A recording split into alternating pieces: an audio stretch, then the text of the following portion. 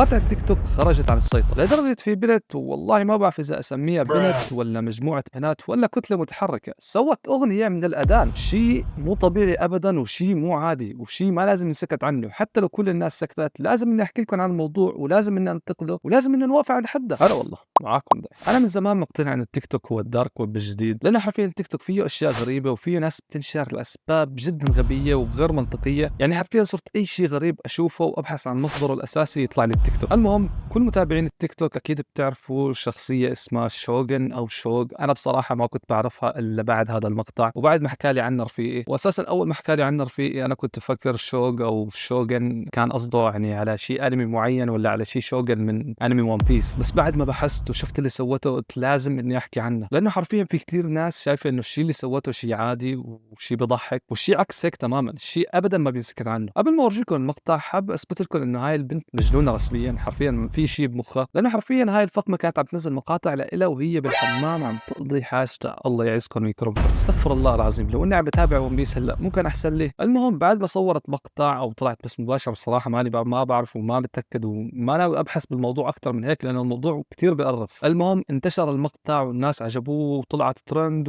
مع إني ما بعرف المتابعين شو اللي عجبهم فيه. يعني شخص شاف بنت عم تعمل الحكة بالحمام، شو اللي عجبك بالمقطع؟ المهم بعد ما انشهرت من وراء هذا المقطع نزلت صورة، صراحة ماني عارف بدي احكيها، نزلت صورة الثرى تبعها، اللهم اني صائم بس، وكمان الصورة تفجرت. يعني انا حرفيا ماني مستوعب المتابعين شو شافوا شيء رهيب بالصورة. يعني شافوا صورة كاكا او واو هاي الخرية حلوة، ديب شكلها حلو، لونها حلو. يا جماعة الخير شو الشيء اللي بيخلي صورة استغفر الله، والله ماني عارف شو بدي احكي بعد هيك. المهم خليني اورجيكم المقطع اللي خلاني اصور هذا المقطع من الاساس. وكبر الله وكبر اذان،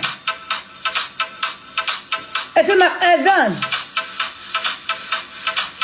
لا تاكل. استغفر الله العظيم يا رب واتوب اليك. بس حرفيا ماني مستوعب الشيء اللي عم بسمعه واللي عم بشوفه، ماني مستوعب انه في هيك ناس على النت. هلا رح تيجي ناس تحكي لي انه انت عم تشهر هاي البني ادمه وراح يكون ردي عليكم بكل بساطه صح، انت كيف بشرها وانا مقاطع الزور عم تجيب 1000 مشاهد؟ بعدين الهدف من المقطع هو انتقاد واثبات التعليقات اللي واقفه معاها انه هذا الشيء غلط. واكبر دليل على كلامي عندنا مثلا هذا التعليق، ايش فيكي ترى مزح مزح مزح. كيف يعني عم تمزح؟ يعني لو بدها تمزح فعادي تمزح بكل شيء الا على الدين. الدين خط احمر. حرفيا انا ماني مستوعب، هل يا ترى صرنا عايشين بعالم صار الدين شيء عادي تمزح فيه؟ استغفر الله العظيم بس. وطبعا هاي التعليقات في منها كثير، مو بس هيك، حتى صاحب المقطع اللي كان منزل المقطع كان قاعد عم بدافع وبيحكي انه هو ما عمل شيء غلط، مع انه حرفيا الشيء اللي سواه غلط، لانه انت نزلت مقطع عنها وهي عم تستهزئ من الدين ومن الاذان، فانت كمان لك اسم لانه المقطع عم بنتشر باسمك وعلى حسابك. فنصيحتي لك انه تحذف المقطع قبل ما ينتشر اكثر. على العموم ما بدي ارفع ضغطي وضغطكم اكثر، بدي اطلب منكم طلب بسيط بس، لما تشوفوا هيك مقاطع لا تهتموا له ولا تخلوا المقطع ينتشر. وصدقوني ما عاد نسمع بهاي الكائنات الغريبة بالمرة. وبس والله حابب اذكركم باللايك عشان المقطع ينتشر. حرفيا المقطع اللي فات كان الدعم عليه اسطوري